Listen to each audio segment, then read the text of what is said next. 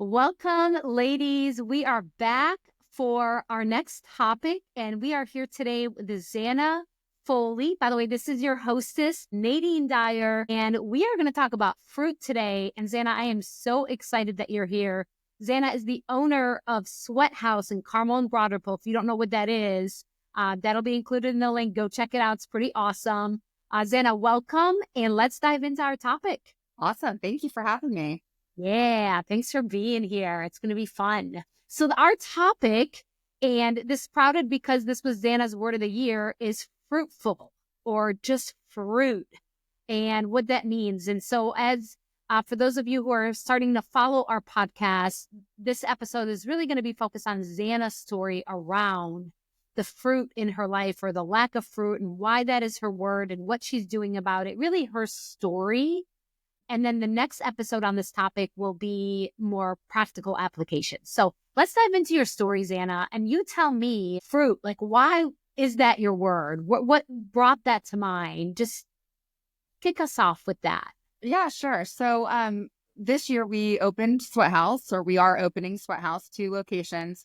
And that's a new project for us on top of other existing businesses and being a busy mom of 4, and we're really excited about it, but it's adding one more thing. And so what I realized is opening a new business on top of what we already had, I'm going to really need to have my priorities straight. And so just praying into that and realizing that I want to be fruitful in everything that I do. And if something is not fruitful, it needs to come off of our schedule, off of our agenda.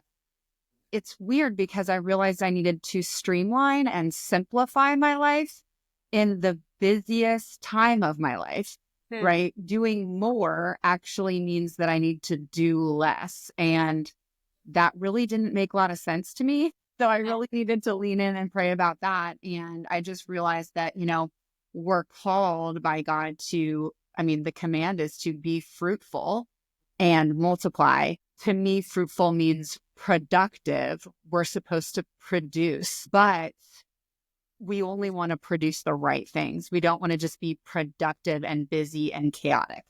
I want to be fruitful. So that's where the word fruitful came to me. I love it. That really speaks to me because there's a couple things that you said that really spoke to me is like doing more means actually doing less. And that is so true. Sometimes it's not about being busy. It's not about busy work. It's about fruitful work. So I love that.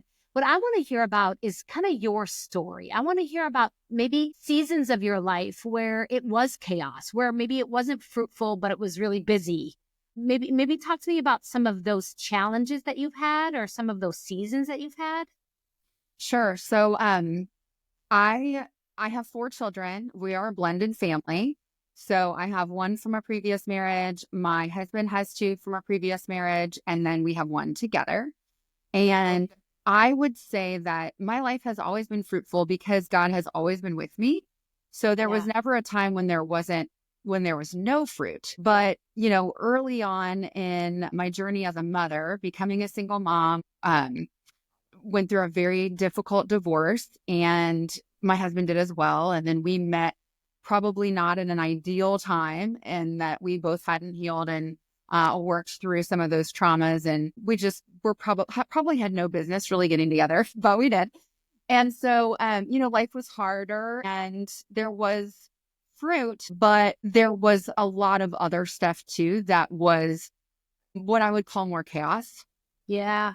And, we had to work through a lot of things in order to get to where we are now, which the chaos still has the potential of being there. The circumstances are still there. We're still a blended family. We still have lots of things always in motion, but there's been so much healing that's taken place over these years. I mean, we've known each other and been in a relationship for 14 and a half years. So there's been a lot of healing, a lot of, it's been a journey. And so we are now to a point where I can say, I see those times in our relationship, in our life, in our family that were less fruitful, even though God always provided fruit. There was definitely some things that needed to be healed in order to get to a more fruitful place. It's interesting. As you were sharing, I envisioned the garden and I envisioned like these fruitful trees. Like there were always fruit there, but I envisioned lots of weeds and lots of chaos. And there was even pretty flowers in there, but they just didn't fit, right? And it was like it's like, where do you walk? There's no path. There's no green parts. It was just like this like chaotic. And I just kept seeing so many weeds. It was almost like overgrown by weeds. Yeah. Well, and we all know, in order for a plant to grow fruit, it has to be pruned back. Wow. If we let a plant, a bush, just picture a rose bush is not going to produce roses if it's overgrown. We have to prune things back. So really that was a season, and it was a long season of pruning, and it doesn't stop. You have to prune every season. Yeah. So absolutely. The rose bush always has its potential. Yeah. Right. As long as it's getting pruned and cared for and nurtured. Yeah. So I'm envisioning this beautiful garden, right? And I'm envisioning like we always have to tend to the garden. If we don't tend to the garden, it's going to be chaos. It's going to be crazy. It might have some fruit, but it won't be as fruitful as it could be. Yeah. Right. And then I'm envisioning like the weeds, which is probably the things that need to be healed. Like those are the things that just don't belong in the garden. Yes. So I would love to hear part of your story of like, what are some of the weeds? What are some of the healing that you've had to do to be able to really step into a season where it's like, I'm ready to produce fruit now? Well, I mean, I think it first starts with my divorce. When I divorced my son's dad, he was only 1.5. I was not walking with the Lord at that time. I had a faith, but I went to church because it was free childcare, and I could sit in the back and cry, and nobody had to know me.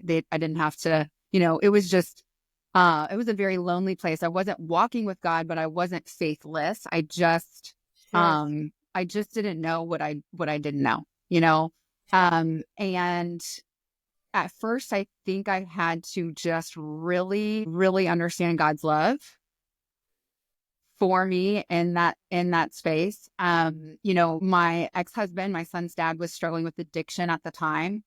And anybody who's been in a relationship with an addict understands how difficult that is. But also there was this problem within me of why I chose that, why I was okay with that during certain times and seasons. So there was a lot of healing that had to happen within me. A lot of accountability, right? Because it's easy to blame an addict, but it's like, no, you had a part in that. And I had to walk through that healing within myself. I wouldn't say healing between God and I, because I didn't have any spiritual trauma or I just didn't know him. And I hadn't had anybody really walk me through that. And I finally had a friend who offered to sit with me and read the Bible. She just called me up one day and said, I'd love to meet with you once a week. And would you be interested in doing this? And I thought, oh, good. A friend, like I really didn't know where that would lead, but that would maybe be step 2, was meeting with her. First I met with a therapist actually. And I felt like that was the step within healing myself in the situation of addiction and understanding my accountability, my part in that. And then step 2 is really meeting with this friend and not healing my relationship with God, but starting my relationship with God. That was probably step 2. And then step 3 really came when I met my husband and we tried to merge families. I had started to walk with God, but I really wasn't following his ways. So we were living together, we were, merging our families probably way sooner than we really should have been. And both of us just had some really difficult circumstances. And so to try and merge 2 families that are walking through trauma and just challenging circumstances, challenging relationships, and to try to do that while also learning to love each other, and it was just like, I look back and I'm like, I don't know how we did all this. And it was just only by the grace of God are we still here and in a much better place. But I would say that was probably step 3. And that one took the longest. It's interesting because as you share, it's like this picture of the garden continues to like become more is revealed from it. And what I'm hearing, at least the way that I'm like receiving this, and it's so helpful to me, is at first you had to realize you were even in a garden and there's like fruit and there's weeds. I heard you say I was just lonely and lost. I didn't even understand God's love. It's like I didn't even know I was in a garden. And then here I was because I was so busy blaming my ex-husband for his addiction and so busy with the problem that I wasn't even looking at myself, going, what does my garden even look like? Right. And I think the first step is going, I need to take responsibility for me, for my healing. Because if I'm going to produce fruit, that's up to me. And oh goodness, I got to look around and get real honest with what's going on inside of me and what fruit am I producing. And you can't really produce fruit if you're overgrown with a bunch of weeds, right? So you got to start healing and start pulling the weeds. And I heard you say therapy, and I heard you say church, and I heard you say a friend and an honest friendship, godly friendship. I heard you say seeking God. I heard you say taking responsibility. And that's all healing, right? That's all like pulling out the weeds and going, this doesn't fit. This doesn't fit. This isn't going to produce fruit. Get rid of this. Get rid of that. Yes. And then earlier on, I heard you say pruning. And the way that I saw pruning was, it was like, okay, I got rid of a lot of the junk. Now there's going to be some weeds here and there, and I still got to pull those.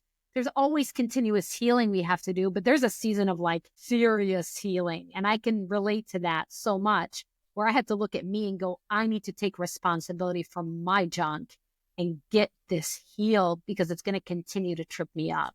Yes. And then the pruning season is like, okay, I've gotten that chaos out of the way. Now, okay, my tree needs tending to. It needs to be pruned. And I see that as kind of a growing season.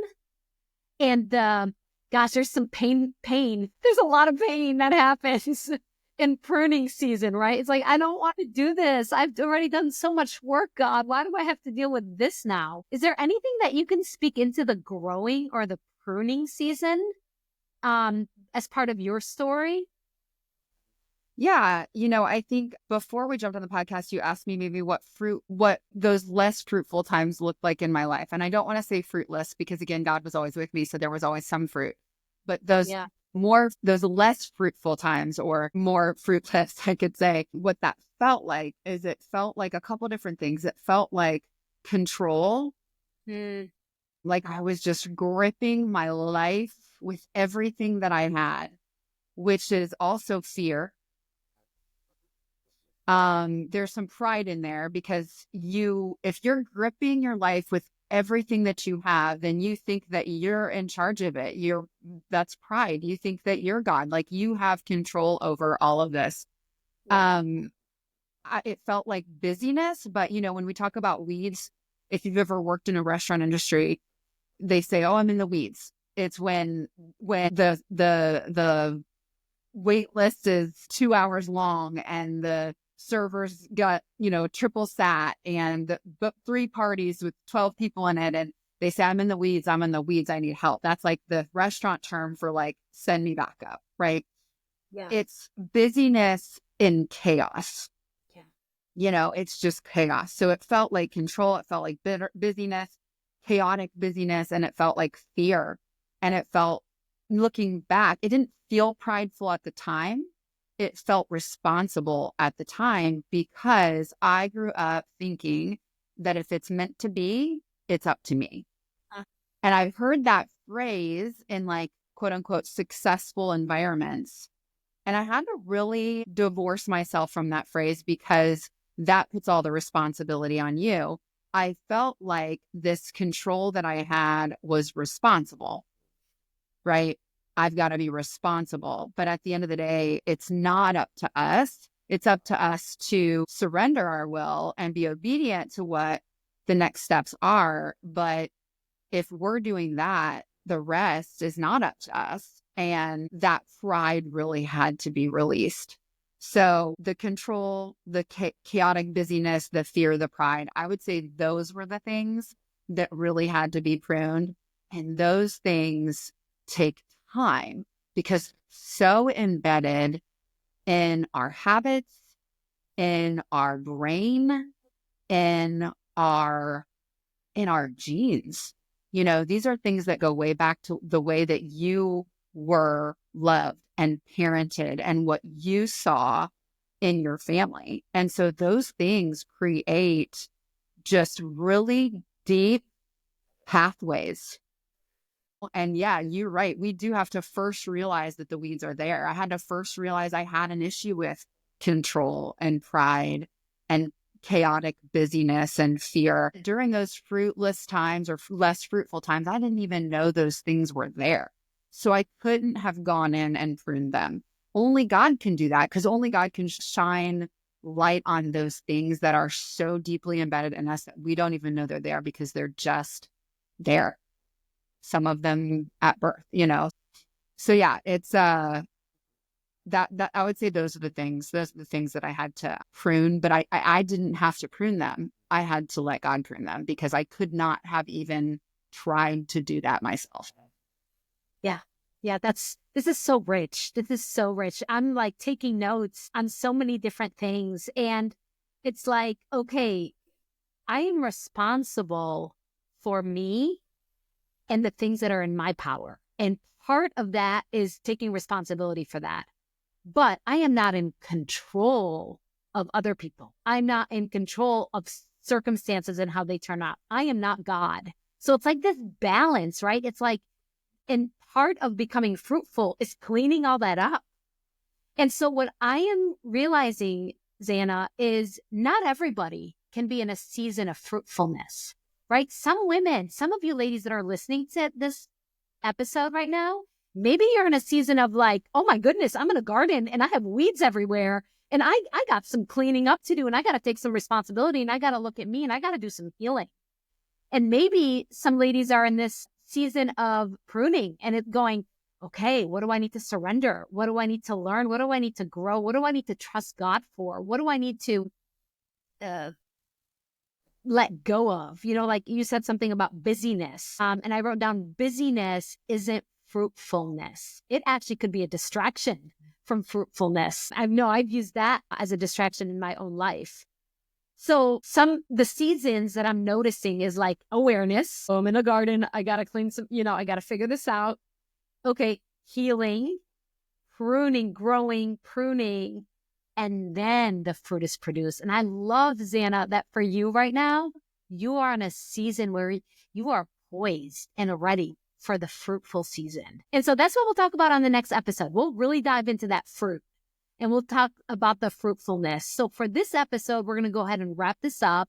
Zanna, is there anything else that you want to kind of wrap up this episode with from just any of your takeaways or standouts? Maybe just a quick encouragement to the woman who is in the season of the weeds, because my heart is just so sensitive to that. Like literally tears come to my eyes thinking of that feeling. It's like you're sitting in your house and you're realizing that a bomb went off on Christmas Day and you've got toys everywhere and it's just complete chaos. And you're like, oh my gosh, how am I going to get all this cleaned up? Like my heart just really goes out to that woman, because that is where I think we are so tempted. And the reason that I use the word tempted is because I think that's where the enemy attacks us. And the temptation is to feel overwhelmed. And that's where God meets us. And I don't know if this has ever happened to you, Nadine, but like your house is a mess and you're like, I'm just going to go unload the dishwasher. And you do one task. Yeah. And then all of a sudden you're like, I got this. Like I can really clean up this mess today. Like it's faster than I thought. So it's like that feeling of overwhelm, of suffocation, of like the weeds are literally strangling me right now. There's so much healing. There's so much that has to happen to make this right. That's really a lie. I know that it's taken 14 years to get to the season of fruit, and it sounds like a long time, but in all reality, all the way we were making progress. All the way God was meeting us and giving us just that one more task to do. So if you're in that place of suffocation and overwhelm, it's not going to be as hard as the enemy may tempt you to believe right now. That's such a good point. I'm so glad you spoke into that. And by the way, your chaos might have looked like, Christmas morning and presents everywhere. My chaos looked like a bomb, literally tore my house away. Like that was how it felt when I was in my chaos, right? And I was so busy blaming the bomb, right? That I wasn't willing to look at, wait, what's my part in this? And how do I heal? And you're so right. It's like we focus on what we can control and we just do the next right thing. Yeah. Right? it doesn't have to be. It does feel overwhelming, and it is, but digging ourselves out of it is just doing the next right thing, not ignoring it with busyness, but really starting to clean house. Yes.